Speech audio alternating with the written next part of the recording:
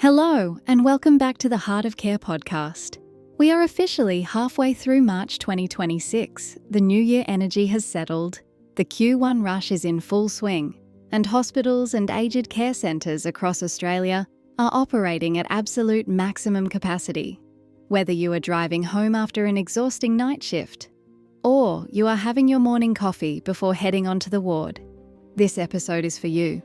Today, we need to talk about that pit in your stomach. You know the exact one I mean. It's that moment during handover when you look at the sheet, and it looks less like a care plan and more like a crisis map. It's the instant realization that the patient-to-staff ratio has tipped way past the safe limit, or you're being asked to perform a task that sits completely outside your remit or comfort zone. In the high-pressure world of health and aged care, it is incredibly tempting to just put your head down. You want to be a team player. You desperately don't want to be labelled as difficult or uncooperative by management.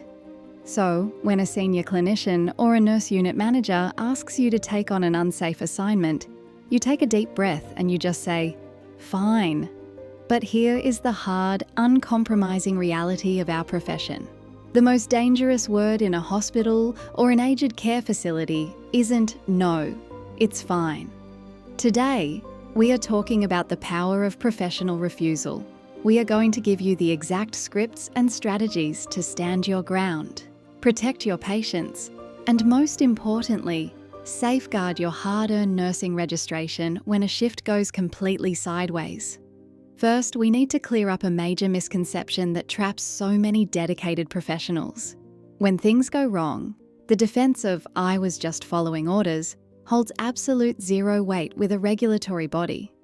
In Australia, the Nursing and Midwifery Board of Australia, the NMBA, makes it crystal clear. The buck stops with the individual practitioner. Your nursing licence is a personal registration. If you accept an assignment that you know is unsafe or outside your scope of practice, you are legally responsible for any adverse event that follows. You must understand the vital difference between being delegated a task and being authorised to do it. Just because a senior clinician tells you to perform a task, it doesn't mean the law protects you if that task violates unsafe work practices.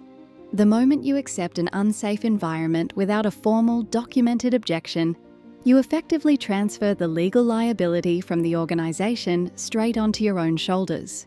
Refusing unsafe work is not an act of insubordination. It is the highest form of professional clinical judgment and patient advocacy. But how do you actually say no without sounding defiant? You use these 3 professional scripts. Script number 1, the competence versus policy script. One of the hardest things for nurses, especially recent graduates, is admitting they can't do a task. This is especially true if you actually have the clinical skill, but the facility's policy doesn't authorise you to use it in that specific ward. Try saying this verbatim. "I am clinically competent to perform this task, but I am not authorised under this hospital's specific policy.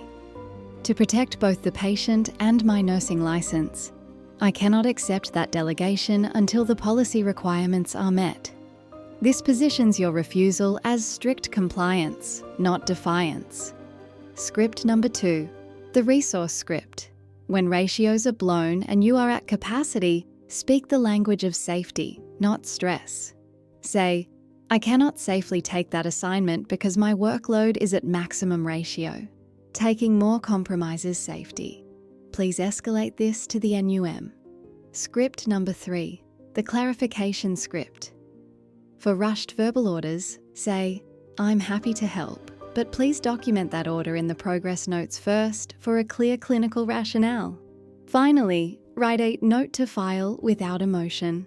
Record 4 facts: date, time, the specific request, your response, and who you escalated it to. Just click the link in the episode description.